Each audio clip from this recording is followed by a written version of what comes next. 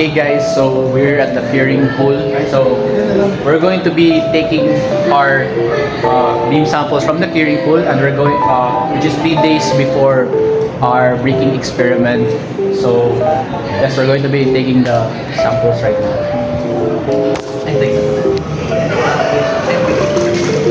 Oh, gabi sa kabugat pagalsado ay pagkuando. Butang.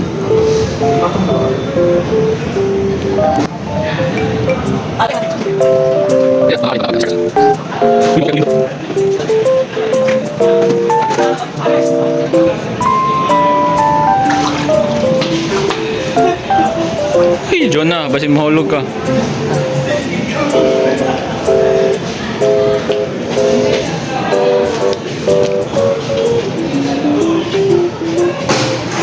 Now we're going to be transporting it to the laboratory in order to air dry it. Hi guys, we're back at it again with another experiment. And for today's experiment is experiment number 11, entitled Breaking of Beam Complete Specimen after 28 days. So we have our beam that we made 28 days ago. It is already cured in the curing pool for 28 days. And now we're going to be breaking it today. Let's go.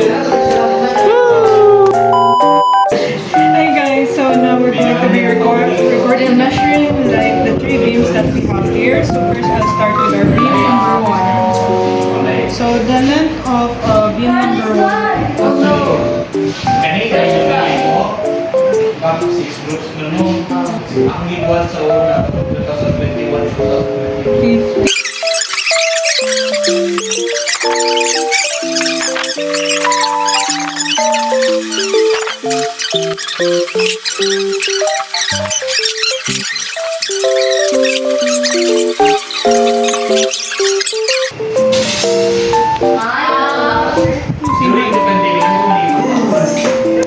Last na.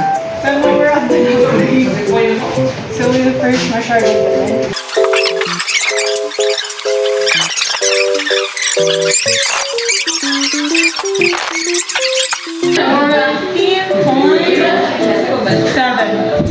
That's all. We're not going to get the beam sample. Jen?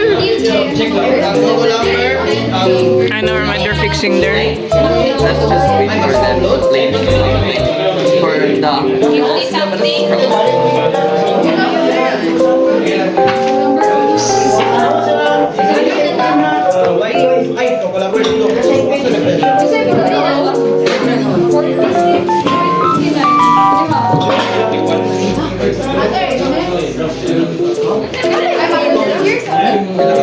Now we're done setting up our comprehensive test for the beam to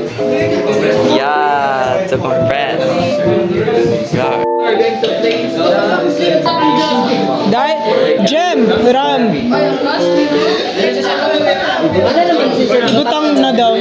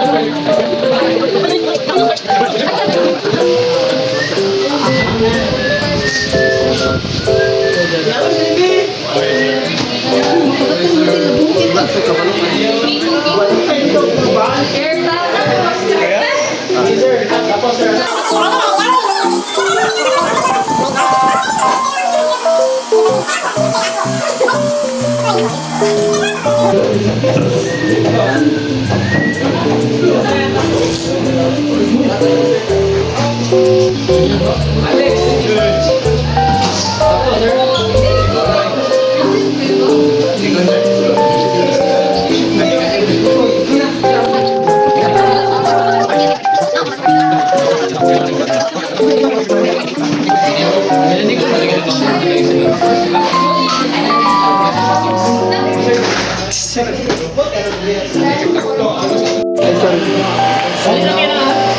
now we're going to stretch the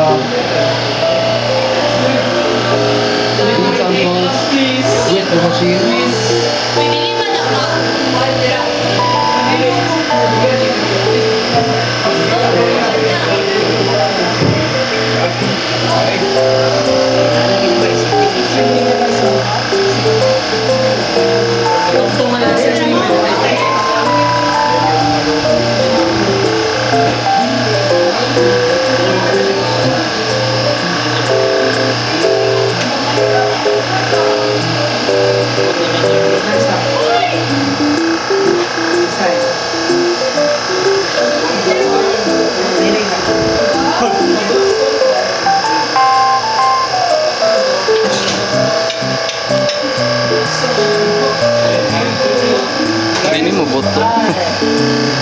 contact has been made.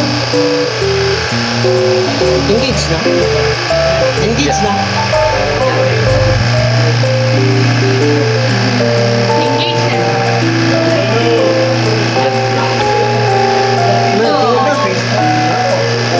Tingnan mo lagi to. Ako na siguro. Naputol na.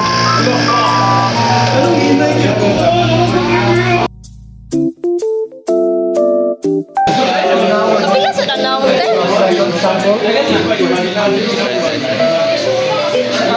Sa talaga equality.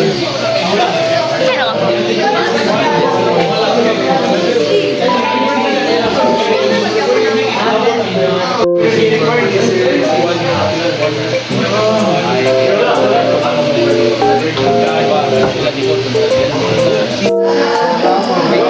Machine to break the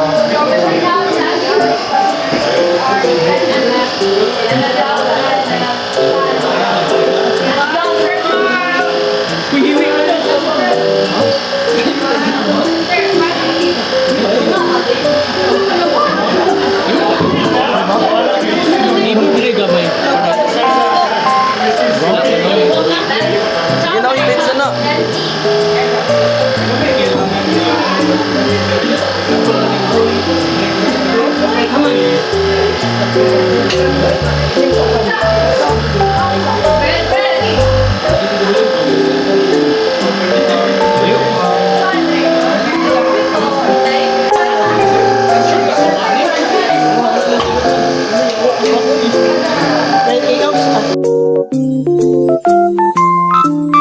Bagsak ka ba, Jim?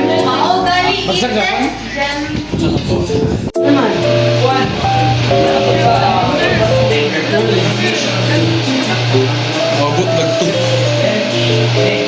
May lang.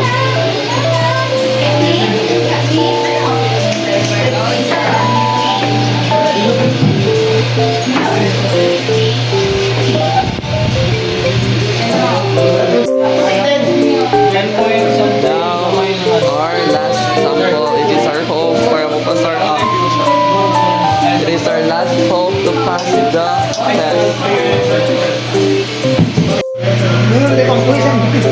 Yan ba nalagyan na nila? Yes. Medyo si Sir Carl para swerte mo. Madumagan mo na kalmalas. Oh. Yapin lang ka. Tuwa di ba, sir?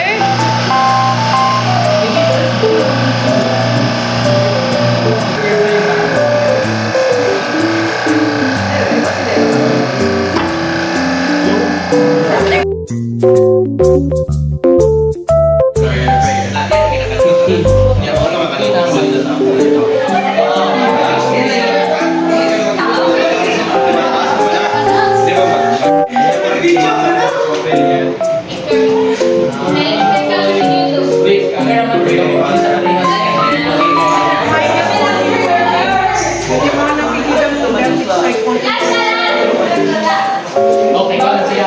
Ay, ang ilang mga nagpaka-break, ibibig mo. So we just finished our experiment. So as you can see, this is the result of after taking our games. So now we're going to be calculating it and we're going to see if it passed the STM standard. Or it has the